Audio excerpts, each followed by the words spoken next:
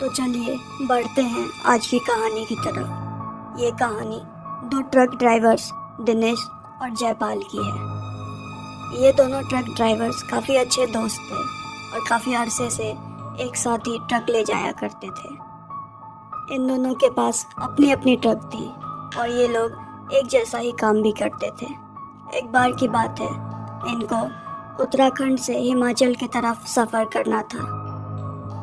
दोनों अपने अपने ट्रक में सामान लोड करके चल पड़े। उन दिनों ठंडी का मौसम था। अब कोहरे की वजह से ट्रक को चलाना काफ़ी मुश्किल हो जाता है। वैसा ही इन दोनों के साथ भी हुआ था।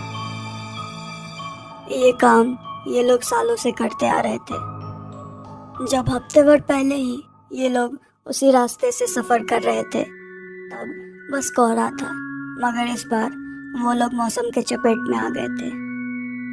उस रात काफ़ी ज़्यादा स्नोफॉल हो रहा था। ऐसे में ये सब उनके लिए काफ़ी जोखिम भरा था और खतरे से खाली नहीं था। वो लोग लगभग शहर से 200 किलोमीटर दूर आ चुके थे।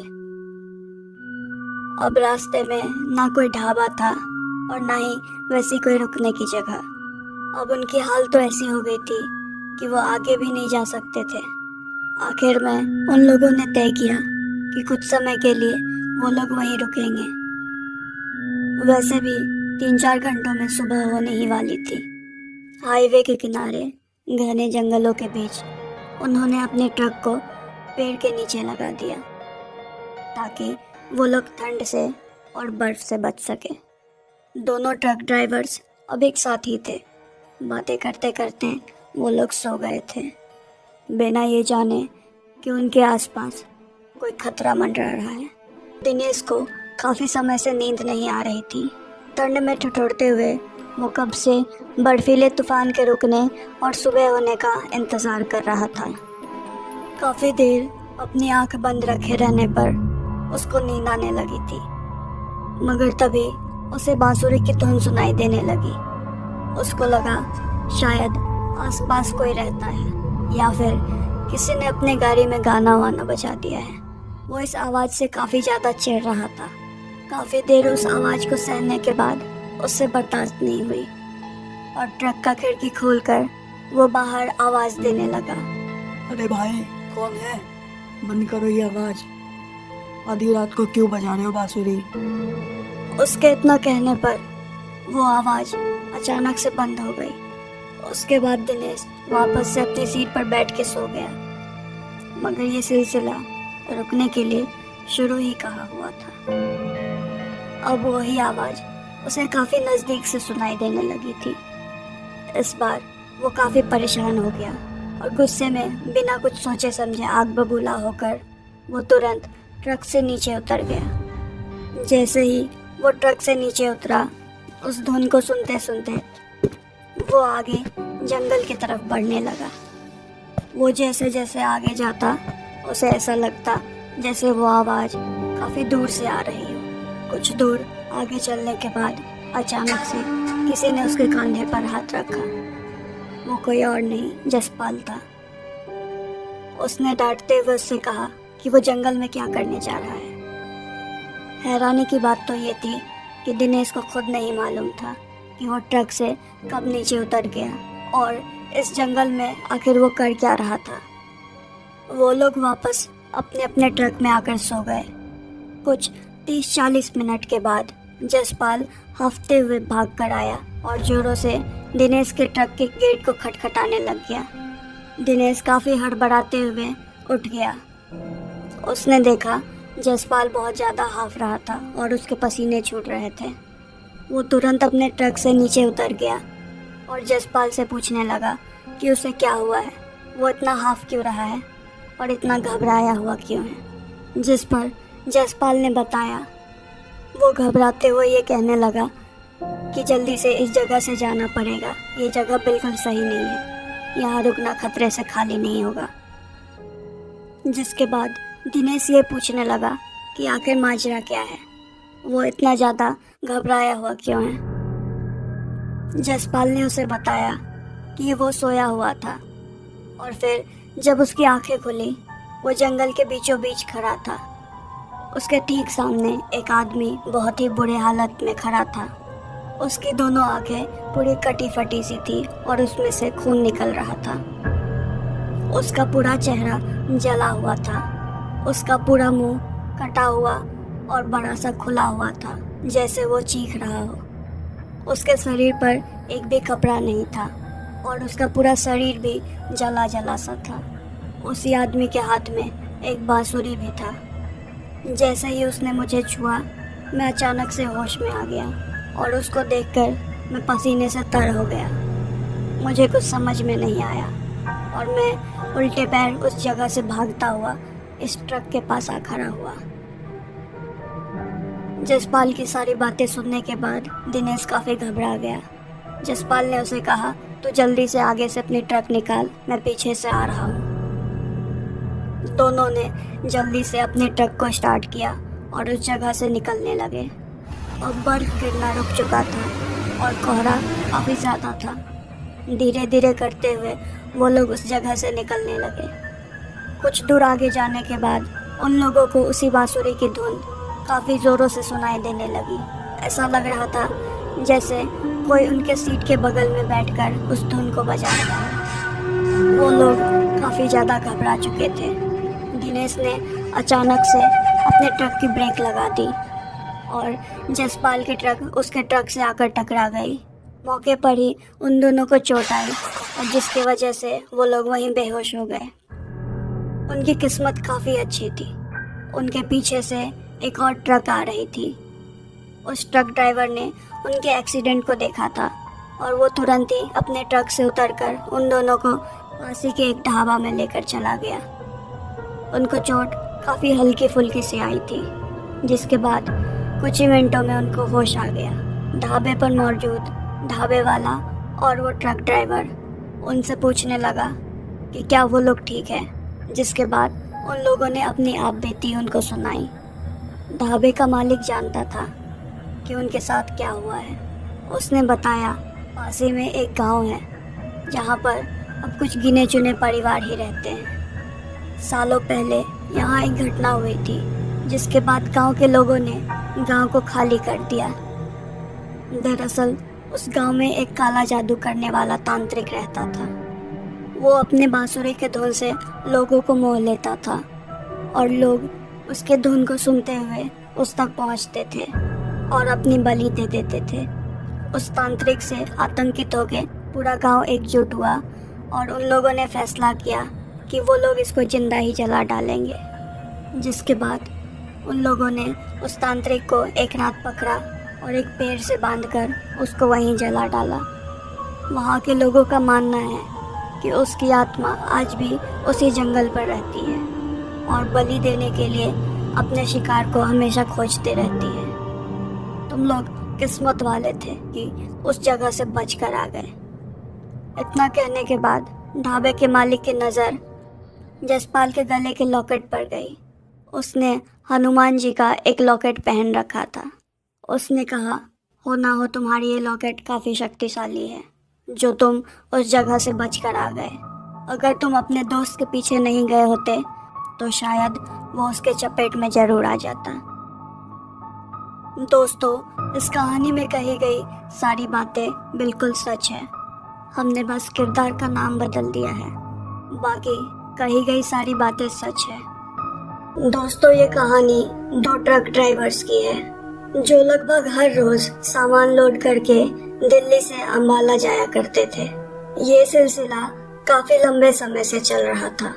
रात को नो एंट्री खुलने के बाद लगभग 6-7 घंटों का सफर तय करने के बाद वो लोग सुबह सुबह अंबाला पहुंच जाया करते थे। दोनों ट्रक ड्राइवर्स अपनी अपनी बारी पर ट्रक को चलाते थे ताकि एक को आराम मिल सके। एक बार की बात है, हमेशा की तरह वो लोग दिल्ली से अंबाला पहुंचे और वो लोग सामान को ट्रक से उतारने लगे, मगर मुसीबत कहकर तो नहीं आती है। सामान उतारते वक्त ट्रक ड्राइवर राजू के पैर पर कुछ सामान गिर गया, जिसके वजह से उसके पैर में काफी चोट आ गई। वापसी में ट्रक ड्राइवर राजू ही ट्रक को चलाने वाला था। अब जाहिर सी बात है, उसके पैर में चोट आ गई थी जिसके वजह से अब वो वापसी में ट्रक नहीं चला सकता था, जिसके वजह से ट्रक ड्राइवर कमल को ही वापसी में भी ट्रक चलाना पड़ता। उन्हें सामान को लेकर अगले दिन ही दिल्ली पहुंचना था। वो लोग वहाँ रुक भी नहीं सकते थे।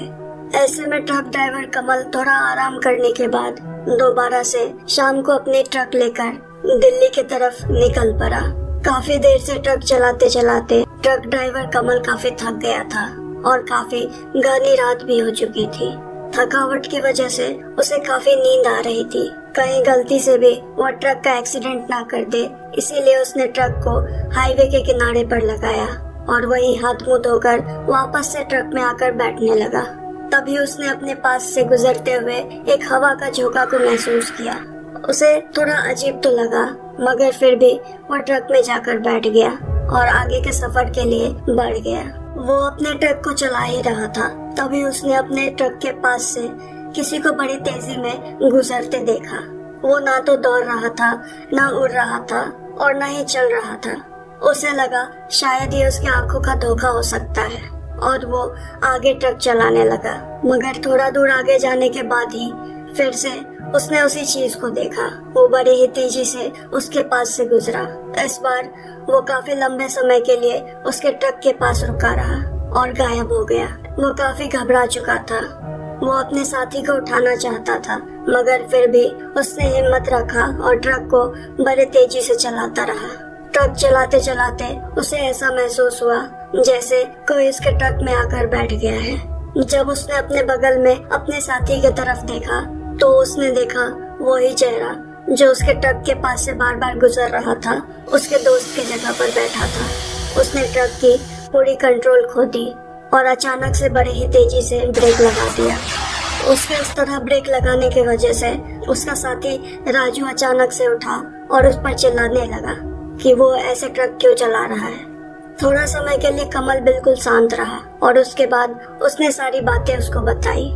सारी बातों को सुनने के बाद राजू ने कहा कि वो लोग जल्दी से वहाँ से निकल जाए, उनका वहाँ रुकना ठीक नहीं होगा।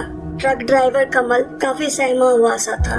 इस बार उसका साथी राजू भी जागा हुआ था। वो लोग आपस में बात कर रहे थे। उन लोगों को ये समझ नहीं आ रहा था कि आखिर वो क्या होगा। आखिर वो इतने सालों से उस रास्ते पर आते जाते थे, उन्होंने पहले कभी भी ऐसा कुछ भी महसूस नहीं किया था। ट्रक को हाईवे से ले जाते हुए उनकी नजर एक पंचर की दुकान पर गई। उस दुकान पर एक लाइट चल रही थी, जिसके बाद राजू ने ट्रक ड्राइवर कमल से ट्रक को वहीं रोककर थोड़ा आराम करने को कहा। उन्हें लगा शायद वहाँ उनकी कुछ मदद हो जाएगी। ट्रक को हाईवे के किनारे पर लगाने के बाद वो लोग उस छोटे से पंचर की दुकान की तरफ चले गए। वहाँ उन्होंने एक आदमी को देखा। वहाँ पहुँचने के बाद उन्होंने उनसे चाय मांगी कि क्या उन्हें कुछ चाय मिल जाएगी। जिसके बाद उस आदमी ने अंदर आवाज लगाते हुए अपनी पत्नी को कहा कि 2 कप चाय लेते आए। वो लोग वहाँ उसी पंचर की दुकान पर खड़े होकर इंतजार कर रहे थे। इससे पहले वो अपने साथ घटी घटना को उनको बताते कि तब तक उस पंचर वाले दुकान की बेबी चाय लेकर बाहर आ गई। उस औरत को देखने के बाद ट्रक ड्राइवर कमल ने राजू का हाथ पकड़ लिया और कहा कि जल्दी से वहाँ से चले। उसने बताया कि ये वही औरत है जिसको वो बार बार ट्रक के आसपास देख रहा था। वो लोग तुरंत वहाँ से भागने लगे। तभी उस दुकान पर मौजूद उस आदमी ने राजू का हाथ पकड़ लिया और कहने लगा कि वो उसका खून पिएगा। वो कहने लगा कि वहाँ से भागकर जाने का कोई फायदा नहीं है। वो बार बार ये कह रहा था कि उनको उस रास्ते पर आना ही नहीं चाहिए था। उसी वक्त ट्रक ड्राइवर कमल जोरों से अपने कुल देवता का नाम लेने लगा, जिसके बाद उस आदमी ने राजू का हाथ छोड़ दिया और वो लोग भागकर अपने ट्रक में बैठ गए। ट्रक में बैठने के बाद भी वो दोनों उनके ट्रक के पीछे आने लगे। अब जल्दी से किसी तरह उन्होंने अपने ट्रक को स्टार्ट किया और उस रास्ते से आगे जाने लगे। उस वक्त उनके साथ जो भी हो रहा था उससे उनकी हालत खराब थी। उन्होंने उस रास्ते पर पहले कभी भी ये सब महसूस नहीं किया था। ट्रक ड्राइवर कमल लगातार 1 घंटे तक अपने ट्रक को चलाता रहा और उसके बाद उसने एक ढाबा देखा। उस ढाबा के आसपास बहुत चहल पहल थी और धीरे धीरे सवेरा सा होने लगा था। उसे लगा कि अब उसे वहाँ रुक जाना चाहिए, क्योंकि वो ढाबा पर वो लोग अक्सर रुका करते थे। ढाबा पर रुकने के बाद उन लोगों ने हाथ मुंह धोया और थोड़ा चाय पीने के बाद उनकी जान में जान आई। उनको उतना घबराते हुए देख ढाबे का मालिक उन लोगों के पास आया और पूछने लगा कि आखिर वो लोग इतना घबराए हुए क्यों हैं, जिस पर उन दोनों ने अपनी आप बीती उनको बताई। उनकी बातों को सुनने के बाद ढाबे के मालिक ने पूछा वो लोग किस रास्ते से आ रहे थे। उन लोगों ने बताया कि वो लोग हमेशा की तरह उसी रास्ते से आ रहे थे जहाँ से फ्लाईओवर जाती है, और इस बार तो फ्लाईओवर के नीचे एक सड़क भी जा रही थी जहाँ अभी कच्चा रास्ता बना है। उन लोगों की बात को सुनने के बाद ढाबे के मालिक ने कहा फ्लाईओवर के नीचे से कोई भी रास्ता तो नहीं जाती है, न कच्ची न पक्की। तुम लोग किसकी बातें कर रहे हो? जरूर लगता है तुम लोग किसी गलत रास्ते पर चले गए थे। मैं तो उसी फ्लाईओवर के पास से हर रोज आता जाता हूँ, मैंने तो वहाँ कोई भी रास्ता बनते नहीं देखा। उस आदमी ने उन लोगों को इत्तला किया कि उस रास्ते पर कहीं भी रुके ना। उन्होंने बताया हो सकता है वहाँ रुकने के वजह से या फिर नींद और थकान की वजह से उन लोगों ने कोई गलत रास्ता चुन लिया था।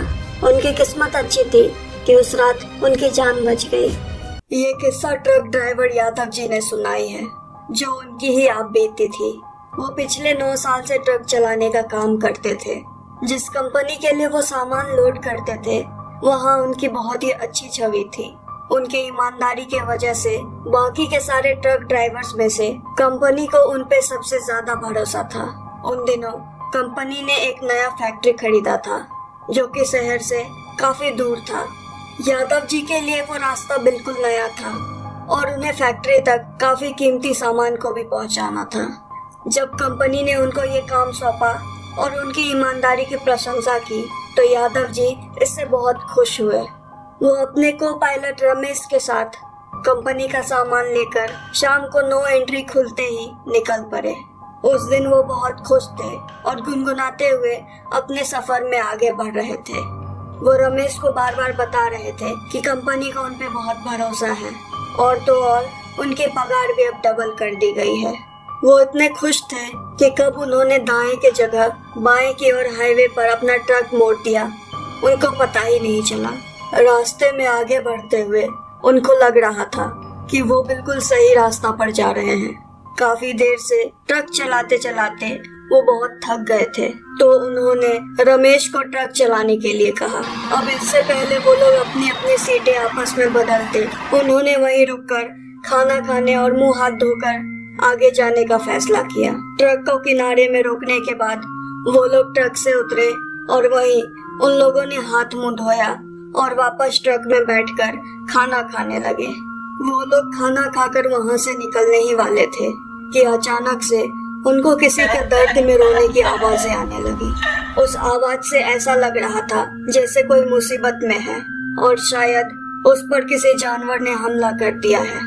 बिना कुछ सोचे समझे यादव जी ट्रक से नीचे उतर गए। उनको आवाज जंगल की ओर से आ रही थी। वो रोड के किनारे में जाकर देखने लगे कि आखिर कोई परेशानी में तो नहीं है।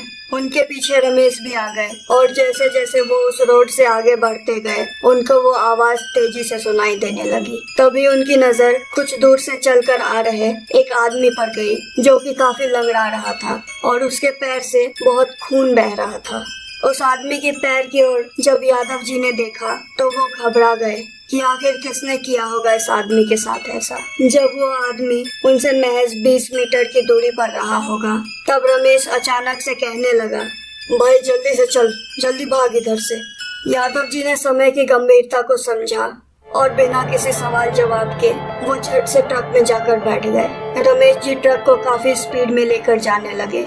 कुछ 5 मिनट लगातार ड्राइव करने के बाद यादव जी पूछने लगे, अरे भाई क्या बात था, तुम अचानक वहाँ से भागने क्यों लगे? जिस पर रमेश जी ने बताया कि उस आदमी के आसपास से सड़े हुए लाश की तरह बदबू आ रही थी।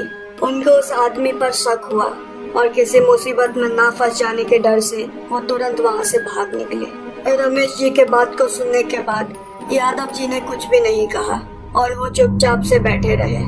मगर कुछ दूर आगे जाने के बाद उन्हें अपने ट्रक के आगे वही आदमी खड़ा दिखा।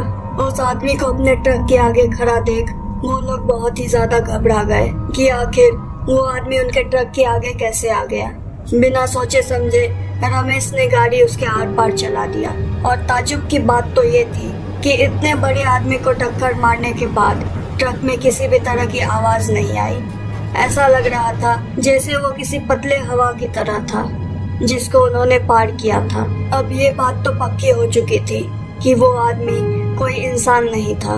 रमेश और यादव जी बहुत घबरा गए थे, मगर फिर लगातार आधे घंटे आगे बढ़ने के बाद सब ठीक रहा। उन लोगों ने देखा धीरे धीरे सुबह होने लगी, जिससे रमेश जी ने राहत भरी सांस ली कि चलो अब तो सुबह भी होने को आई। मालूम नहीं कि वो क्या चीज था। देखते ही देखते धीरे धीरे आसपास पूरी रोशनी हो गई और कुछ दूर आगे चलने के बाद उनको वो फैक्ट्री भी दिखने लगा जहां उन्हें सामान पहुंचाना था। उन लोगों ने ट्रक को फैक्ट्री की ओर मोड़ा और ट्रक को अंदर पार्क करने लगे। उसी समय रमेश जी ने कहा, भाई रुक जाओ, यहाँ ट्रक मत लगाओ, मुझे यहाँ कुछ गड़बड़ लग रहा है। देखो आसपास कहीं कोई आदमी भी नहीं है। फिर यादव जी ने कहा, सुबह का टाइम है इसीलिए कोई नहीं होगा इधर, मैं जाकर देखता हूँ। और ये कह के यादव जी ट्रक से नीचे उतर गए।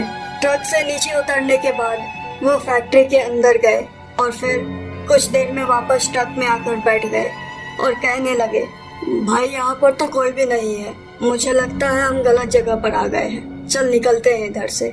और इतना कहने के बाद वो लोग उस जगह से निकल गए। जिस रास्ते से वो लोग जा रहे थे उसके चारों ओर जंगल ही जंगल था। कुछ दूर ट्रक चलाने के बाद उन लोगों की नजर फिर से उसी फैक्ट्री पर गई जिसको थोड़ी देर पहले ही उन लोगों ने पार किया था। उस फैक्ट्री को वहां देखने के बाद भी वो लोग वहां रुके नहीं और आगे बढ़ते गए। दूसरे बार फिर से उन्होंने वही फैक्ट्री को देखा। इस बार वो लोग बहुत घबरा गए और लगातार गाड़ी चलाते जा रहे थे, मगर ऐसा लग रहा था जैसे वो गोल गोल किसी सड़क पर घूम रहे हैं और बार बार वो वापस फिर से उसी जगह पर पहुंच जाते थे। लगातार 3-4 बार यह सिलसिला चलता रहा, जिसके बाद रमेश ने ट्रक को उस फैक्ट्री के पास रोका और बिना डरे ट्रक से उतर गया और चिल्लाते हुए कहने लगा, तुम कौन हो और क्या चाहते हो? हमें यहाँ से जाने दो। मुझे मालूम है तुम पक्का वही आदमी हो जो हमें पीछे जंगल में मिले थे। रमेश थोड़ा गुस्सैल मिजाज का आदमी था। वो ट्रक के पास से थोड़ा आगे बढ़ा और आवाज देने लगा। उसी वक्त उस फैक्ट्री के अंदर से एक आदमी बाहर निकल कर आया। उसने कंबल ओढ़ रखा था और वो लंगड़ा कर चल रहा था। बाहर निकलकर उसने पूछा, क्या हुआ, क्यों शोर मचा रहे हो? जिस पर यादव जी ने बड़े नम्रता से उनसे पूछा, हम रास्ता भटक गए हैं और घूम फिर कर बार बार इस फैक्ट्री के आसपास पहुंच जाते हैं। आप कृपा करके हमको रास्ता बताइए ताकि हम इस जंगल से बाहर निकल पाए। यादव जी की बात सुनने के बाद वो आदमी बड़े ही धीमी गति में मुस्कुराया और कहने लगा, जंगल में रुकने की क्या जरूरत थी? जिस किसी ने भी उस जंगल में किसी के रोने की आवाज सुनी है वो यहाँ से बचकर नहीं निकल पाया है। तुम भी नहीं बचोगे। जो करना है कर लो, जितना भागना है भाग लो। यादव जी और रमेश आपस में सोचने लगे कि ये बात इसको कैसे मालूम हुई कि हमने किसी के रोने की आवाज सुनी है। उन दोनों ने एक दूसरे को देखा और वहां से भागकर ट्रक में बैठ गए। वहां बैठने के बाद उन्होंने अपने फोन पे नेटवर्क चेक किया, जिसके बाद वो लोग हैरान रह गए कि उस वक्त उनके फोन में रात के 3 बज रहे थे, मगर उसी वक्त आसपास पूरी तरह से रोशनी फैली हुई थी। उनको अपनी आंखों पर यकीन नहीं था। यादव जी ने ट्रक स्टार्ट किया और वहां से जल्दी से निकल गए, मगर इसका कोई फायदा नहीं हुआ। वो लोग घूम फिर करके वापस उसी फैक्ट्री के पास पहुंच जाते थे। आखिरकार यादव जी ने ट्रक फैक्ट्री के पास रोक दिया और ट्रक से उतरकर उस आदमी के पास जाने लगे। उन्होंने देखा वो आदमी तो किसी से बातें कर रहा था, मगर उसके सामने कोई खड़ा ही नहीं था। वो पल भर के लिए पीछे मुड़ के रमेश की तरफ देखने लगे और जितने में वो आगे घूमे वो आदमी ठीक उनके सामने खड़ा था। उस आदमी को अपने सामने खड़ा देख वो चौंक गए। उस आदमी ने कहा, आप क्या लेने आए हो? भाग रहे थे ना, तो भागो, सुबह होते होते तुम दोनों मारे जाओगे। जिस पर यादव जी उससे विनती करने लगे कि वो उन्हें वहां से जाने दे, वो कोई रास्ता बता दे जिससे वो लोग वहां से निकल सके। मगर वो आदमी उनकी एक भी बात नहीं सुन रहा था। वो बस यही कह रहा था, सुबह होते ही तुम मारे जाओगे। यादव जी के बहुत कहने के बाद वो आदमी मान गया और कहने लगा, एक तरीका है जिससे तुम बच सकते हो। अगर तुम शमशान से आज की जलाई हुई शव का राख लेकर मुझे दोगे तो तुम बच सकते हो। याद रहे, वो लाश आज की जली हुई होनी चाहिए। जिस पर रमेश ने पूछा, मगर इस भूल भुलैया में हम ये करेंगे कैसे? फिर उस आदमी ने बताया, इस फैक्ट्री के पीछे में एक जंगल से होते हुए जाना, कुछ दूर पर एक शमशान दिखेगा, तुमको वही सब मिल जाएगा। बिना देर किए वो लोग तुरंत भागते हुए जंगल में घुस गए और झाड़ कांटों के बीच होते हुए शमशान तक पहुँचे। वहाँ उनको एक शमशान दिखा। वो तुरंत वहाँ भागते हुए गए। थोड़ा दूर शमशान में घूमने के बाद उनको एक चिता से धुआं निकलते दिखा। उन लोगों ने उस लाश के अस्थियों को एक बड़े से पत्ते पर रखा और भागकर उस आदमी के पास वापस आ गए और उनको वो राख दे दिया। उस आदमी ने कहा, सुबह होने से पहले इस जंगल से निकल जाओ, वरना वो तुम सबको नहीं छोड़ेगा। यादव जी और रमेश ट्रक में बैठे और वहाँ से तेजी में जाने लगे। इस बार जैसे ही उन्होंने जंगल पार किया, अचानक से अंधेरा हो गया। उनको ये समझते देर नहीं लगा कि जहाँ वो लोग इतने देर से थे वो सब छल था और छलावे का। अब धीरे धीरे सवेरा होने लगा था और वो लोग सही रास्ते पर जा रहे थे। रास्ते में जाते हुए उनको हाईवे पर एक मंदिर दिखा। उन लोगों ने जल्दी से मंदिर के पास में ट्रक को रोका और मंदिर में चले गए। मंदिर में उनको एक पुजारी मिला जो वहाँ पूजा कर रहा था। उन लोगों ने अपनी आप बीती उनको सुनाई, जिस पर उस आदमी ने बताया कि पीछे छलावों का हाईवे था जहाँ वो लोग फंस गए थे। उनको पीछे रुकना नहीं चाहिए था, मगर हाँ, वहाँ एक शमशान तो है। दरअसल कुछ साल पहले काला जादू करने वाला एक तांत्रिक वहाँ रहता था, जो उस शमशान के अस्थियों का इस्तेमाल करके आत्माओं को बुलाता था। बाद में आसपास के गांव के लोगों ने उसे मार डाला, मगर मरने के बाद भी उसकी आत्मा ने गांव में रहने वाले सभी लोगों को बहुत परेशान किया। गांव में रह रहे सभी लोगों ने गांव छोड़ दिया, सिवाय उस तांत्रिक के परिवार के। सुनने में आया है कल उसके परिवार के किसी आदमी की मौत हो गई थी, शायद इसीलिए उसने तुम लोगों का इस्तेमाल किया है। दोस्तों, इस कहानी की सच्चाई मुझे मालूम नहीं, इस पर यकीन करना है कि नहीं ये मैंने आप लोगों पर छोड़ दिया है। अगर आपको ऐसी कहानियाँ पसंद आती है तो सब्सक्राइब जरूर करिएगा।